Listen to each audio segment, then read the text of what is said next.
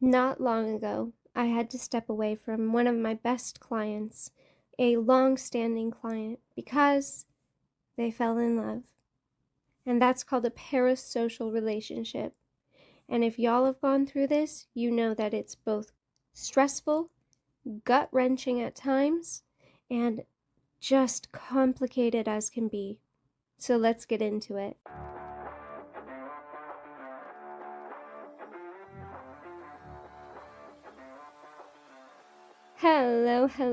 Hello, y'all, and welcome on back to Creators Spicy Tea.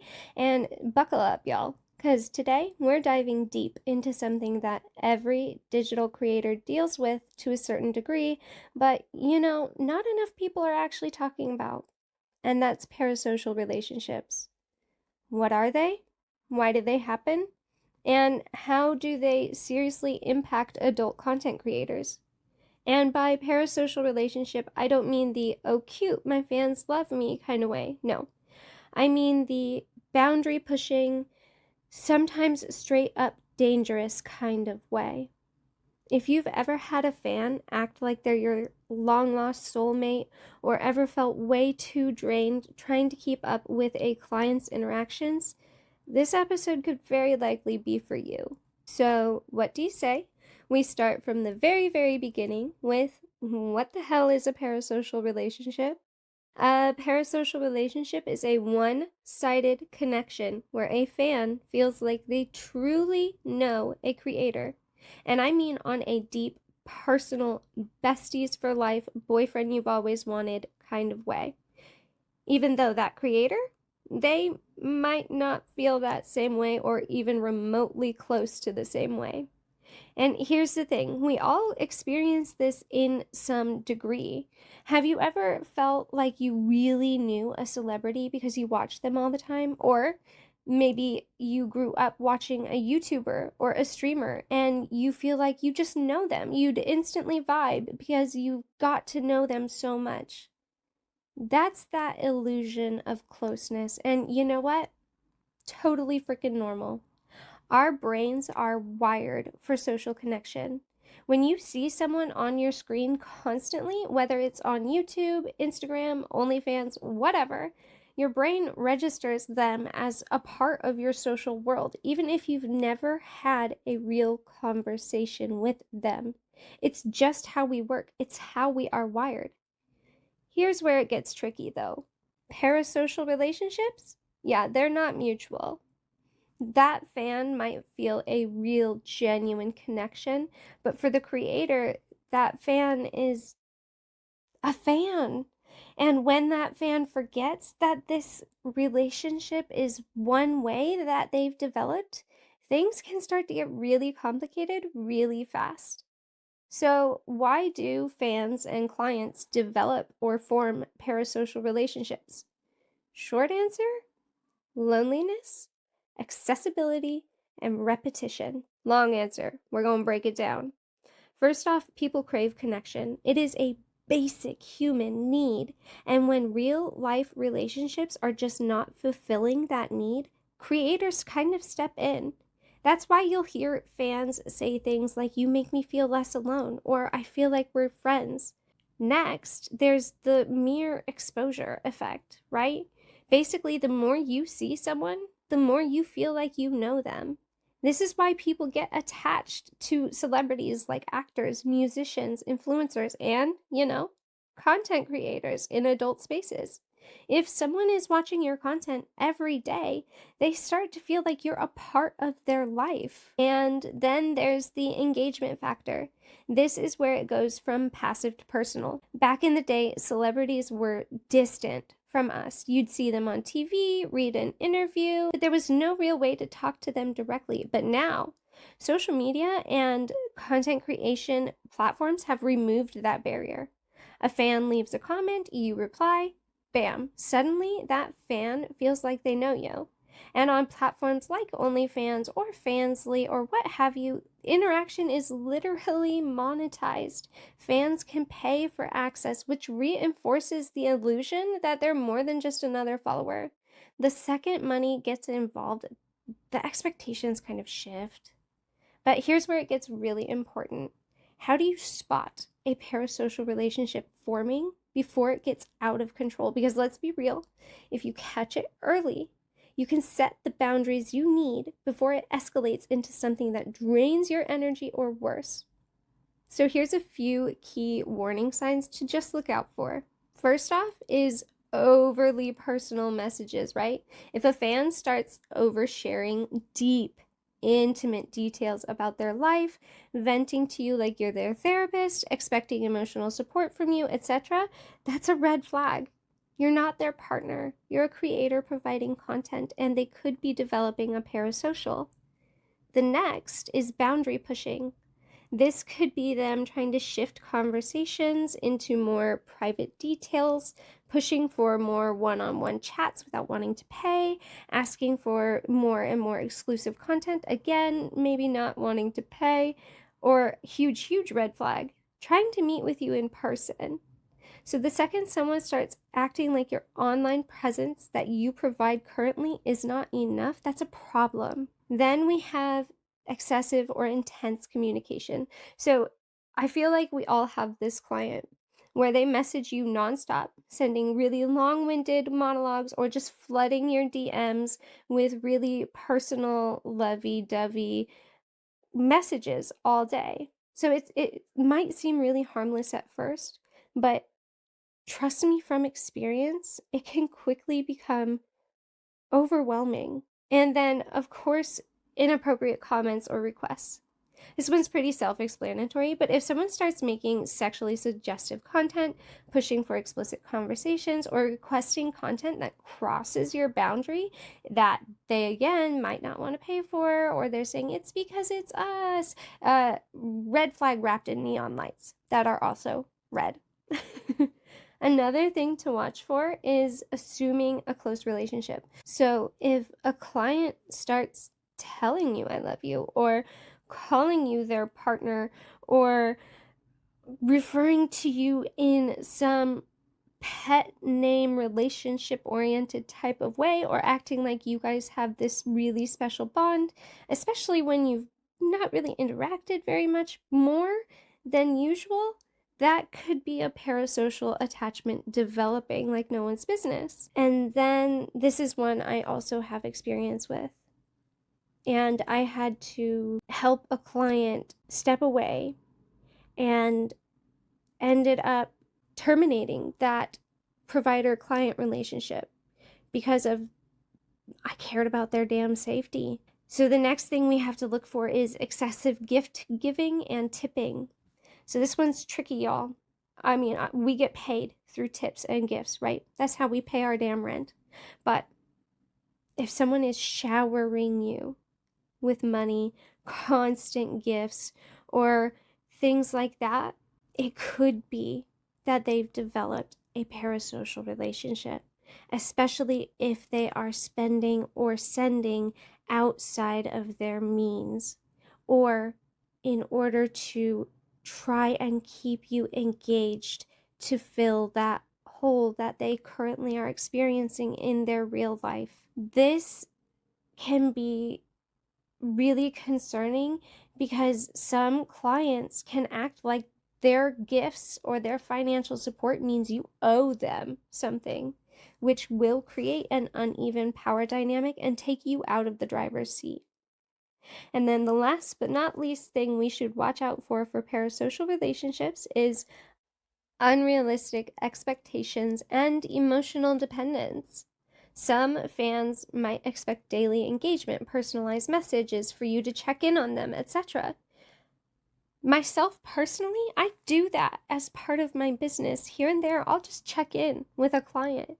But if you feel like a fan is emotionally relying on you in a way that feels heavy, pressuring, or uncomfortable, that could be parasocial. And then we look at the absolute scary end of this. We have stalking or tracking behaviors. If someone is showing up at your events or commenting or DMing or on every social platform, every social post, every post you make, why aren't you messaging me back? Yada yada, trying to find your personal social media accounts, that's when it's crossing the line, and that's a real world safety concern. So if any of those signs that I just mentioned sound familiar, it's time for us to reassess our boundaries. Because listen, parasocial relationships hit different in adult content spaces. This isn't just like watching a streamer or feeling connected to a YouTuber's personality. This is the industry where intimacy, flirtation, and emotional availability are a part of our business strategy. And that shit takes a toll. So, we've talked about how to spot parasocials. And now let's kind of get into the real world impact of parasocial relationships and why they're such a double-edged sword for creators. Because let's be honest, while these relationships can bring genuine, loyal fans and big paychecks, they also come with pressure, entitlement, burnout, and even serious, genuine risks to your safety. So let's start with the emotional labor. Because even if you have the best clients in the world, managing relationships, especially one-sided ones, take hella energy. And if you're not careful, it can leave you mentally exhausted and emotionally drained, which y'all know, that's a one-way highway to burnout. Think about it. Fans expect constant engagement. They want replies to their DMs. They want to feel special. They want you to remember them. And for some creators, this goes beyond casual messaging. Some clients expect daily conversations, emotional support, and personalized interactions. Even though, again, there is no real relationship there. Now, I get it. At first, that kind of loyalty can feel validating. Like, hell yes, I'm genuinely appreciated. But over time, y'all, hear me out, it can start to feel like a burden. Because no matter how hard you try, you can't pour into tens or hundreds or thousands of one-sided relationships without draining yourself. And maybe not everyone's experienced this, but with some clients, if you don't meet their overwhelming expectations, they don't take it well. Take a break, they're going to act betrayed. You don't respond to a DM, they're angry, they're guilt tripping, they're unsubscribing out of spite, you name it. You start publicly dating someone, or even just change up your content. The clients who feel like they have some kind of claim over you can suddenly turn hostile. So what happens, right? Creators start feeling obligated to keep up the illusion, to stay emotionally available, to interact in a way that keeps their clients happy, even at the expense of their own goddamn mental health. And this right there, that's where burnout's coming, and it's coming in hot. Because when you spend your days, day in and day out, playing the role of a digital girlfriend, best friend, therapist, you name it, to people you don't know, that's going to take a huge emotional toll. And when you feel like you can't say no without losing your money or upsetting your client base, that's when this starts to feel less like a passion or even less like a job and more like emotional labor you did not freaking agree to, right? So now let's talk the money aspect of this, because parasocial relationships, as scary as they can be, let's be real, they drive mother trucking sales. The more attached a fan or a client feels to you, the more likely they are to spend money. We talk about it all the time, how important it is to build a connection with your client, because that will drive them to want to buy. Fans who believe they have that personal connection with you, they tip more, they stay subscribed longer, they buy your custom content, they defend you from haters online, right? Platforms like OnlyFans, Fansly, what have you, literally encourage that kind of engagement. They make it easy to monetize that attachment. We can charge for DMs, offer GFEs, create VIP tiers, and there's nothing wrong with that. If you're in control of that dynamic, if you're comfortable with it, if you're setting your boundaries, get your damn bag. That's my strategy. Build that connection. And you know what? It gets the damn bag, but here's where it gets messy. Some clients stop understanding that they're paying for a service and not a relationship. They start to believe that their money means something more because they've tipped a lot or been subscribed for a long time, that they now deserve something in return. whether that's more attention, more personal conversations, or more access to your life. And some clients, when they don't get that, they can flip the frick out, unsubscribe, lash out, angry messages about how you've changed, or you're just in it for the money, you name it. And some will go as far as to report you or warn other people to not buy your services or support you. And again, worst case, some of those clients can turn into stalkers. So let's get into the dark side of parasocial relationships, because sometimes they won't just be emotionally exhausting, but they can be actively fucking scary. Because when some fans cross that line from obsession to fixation, it can be a genuine, serious safety issue. There have been cases where fans have tracked down creators' personal information, including their name, their address. They have sent gifts or money implying that they are now in a relationship. They've showed up at events where creators are, or even more, outside creators' freaking homes. And then we have ones that we've seen threaten self-harm if a creator doesn't do A, B, or C. And the worst part, so many of these fans don't realize they're doing anything wrong. They've convinced themselves that they're not just fans. They're part of your life. And that's what makes parasocials so goddamn risky, because to them, you're not just a creator, you're a person that they believe they have a connection with, and not just the connection that you've developed, but a deeper, intimate, personal connection. So let's get into how to manage that, because parasocial relationships aren't going away, right? But you can protect yourself while still running your business successfully.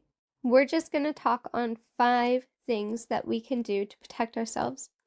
Numero 1, set those boundaries from day 1. Decide what level of interaction you're cozy with and stick to it, okay? If you don't want to share your personal details, again, don't, okay? And if a client starts pushing those boundaries, be firm, be gentle, but enforce them. Remember, your boundaries are your self-respect. Do not ever allow anyone to violate your self-respect. The second thing we can do is control your access, control your availability. Use mass DMs instead of always one-on-one chats. Keep interactions somewhat professional and limited. And if a fan starts pushing and pushing and pushing and pushing for more, you got to shut it down right away. The next we could do is super obvious. Protect your personal information. Use your stage name. Be careful about the details you share. Never, ever tell anyone where you live, where you go, or any identifying information. Remember, we need to be so careful about the breadcrumbs we leave behind that can lead to somebody finding us. Because we are in control online. We can block, we can mute, we have that power. But the second it gets into the real world, that's when things get not safe and we lose that control. We lose that power. Then we're on the defense. And then remember those red flags we talked about earlier?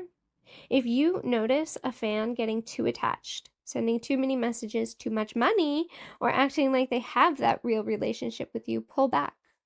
Pull back.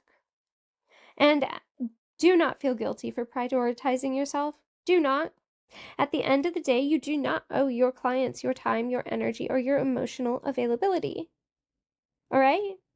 You have the autonomy. You have the right as a human person to say, I need to put me first, or I need to reduce access to me. That is your innate right. And then when they get upset, this is going to sound really harsh, okay? You're not responsible for another human being's emotions or feelings. You might contribute to them, but you're not responsible for them, especially in an area where you are just enforcing your boundaries and protecting yourself. You're not responsible for how it makes them feel. So I wanted to talk a minute on a recent experience I had with one of my best clients. He was fantastic as a person, just genuinely wonderful to spend time with. On top of that, he was one of my best paying clients. I could usually expect a good couple, 3,000 or 4,000 a month from him. I'd had him as a client for over a year. And then once we were hitting that 3,000 or 4,000 a month, I was like, how's your budget doing? How's this doing? And then they started leaning on me very, very, very, very heavily for emotional support on every aspect. And I don't mind to a point. I want to be here to support people. I want to be here to make a meaningful, lasting impact, not just sexually, right? But it got to the point where it was every day, very intense. And because of that, because of the increased funds they were sending, which I knew was outside of their means, and because of a lot of other factors, I asked them what was going on. And they were very open and honest with me. And they said, basically, they don't have a connection in real life. So they were getting it fully from me. And then the I love yous started, and that's when I knew, fuck. This is a dope motherfucker who I genuinely enjoy spending time with, and I have to let that go. Because at that point, I wasn't even necessarily worried for myself in this situation, thankfully, but I was worried about their safety, their mental health, and all of them. So I had to fire that client because it was clear that there was going to be no solution in just reduction of interaction and services, because the reduction turned into some pushing for more and more and more unpaid of my time. And it sucked, y'all. It sucked. I sat down and I told them, hey, listen, I appreciate you. And you have made the last year, year and a half, what have you, so memorable. But we do have to take a big step away from each other, because I can't be what you are looking for. That can't be me. I can't be what you need. And you are not going to go out and find your own real connection with someone if you're relying on me. So we do have to step away. This client, super respectful, completely understood. And after a while, after a few weeks later, they were appreciative.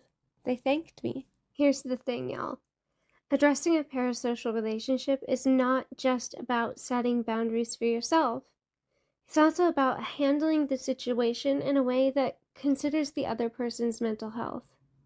Many people who develop these attachments are struggling with loneliness, emotional distress, or unmet social needs, and a harsh rejection could intensify those feelings. The goal is to disengage while being mindful of their well-being and ensuring that they don't feel abandoned, humiliated, or dismissed. You know what I mean?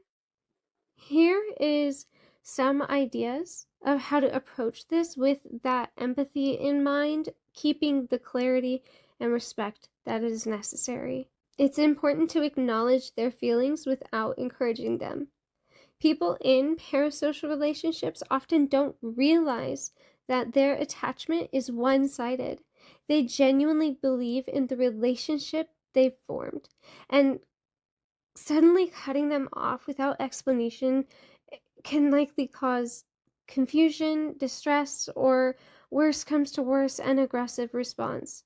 So recognizing their emotions without reinforcing the dynamic helps them feel heard while still setting your boundary.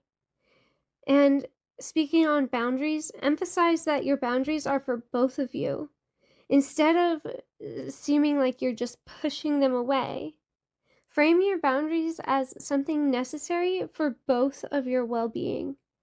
Many people in parasocial relationships struggle with things like self-worth and just hearing, "You're too much, I need space," can feel like just true rejection. But explaining that healthy boundaries benefit both parties, you can help them accept the transition in a way that doesn't feel so personal attacky, and be clear and direct without being harsh. Some people in parasocial relationships look for loopholes in vague language. That's usually them hoping that if they try harder, things might change, and they just need to find the areas to try harder. Being kind but firm prevents further misunderstandings, but avoid language that is going to make them feel like they've been led on or deceived. Offer alternatives if there are alternatives possible. So for clients who've become overly attached but still have been genuine supporters and just have been a positive interaction for you to have, maybe offering a structured way to engage instead of complete disconnection can help soften a transition. And some fans and clients lean on creators because they genuinely lack those fulfilling relationships in their personal lives. So again, you're not responsible for their mental health, but gently encouraging them to seek real-world connections and support can help make a huge difference.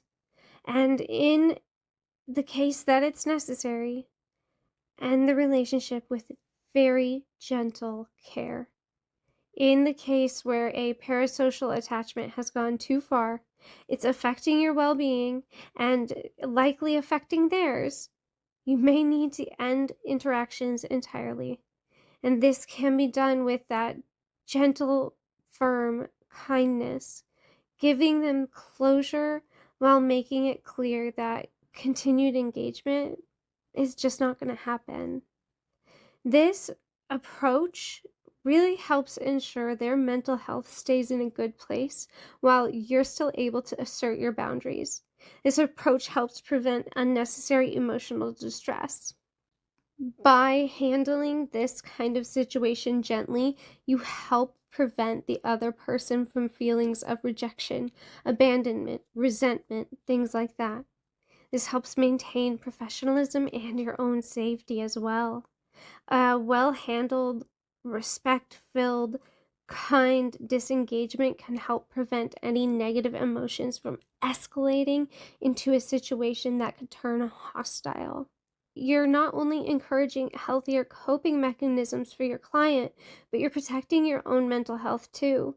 You can help them to build better support systems beyond just you while asserting your boundaries, protecting your safety, and keeping from spending your own emotional capital beyond your means. At the end of the day, y'all, parasocial relationships are this double-edged sword. Yeah, they bring in a client base, they bring in money, but they also come with serious emotional labor, sometimes entitlement issues, and at worst, safety concerns. So just remember, it's okay to engage. It is okay to want to help and support and be there, but you're not responsible for your fans' emotions. Set your boundaries. Protect your space, protect your peace, and never ever forget, y'all, your well-being, number one. It always comes first. Alrighty, y'all. That is it for the deep dive into parasocial relationships. We had a little bit of a shorter episode today, but it was very jam-packed with juicy info. So I hope it was helpful. If you did find it helpful, share it with someone who you might think would need it. Share it with your fellow creators. Okay, y'all. Thank you for sitting with me in my super fancy podcast studio, aka my bedroom. I genuinely hope you guys are staying so safe, so mother truckin' sane, and I hope every single one of you is thriving. I'll catch y'all in the next one.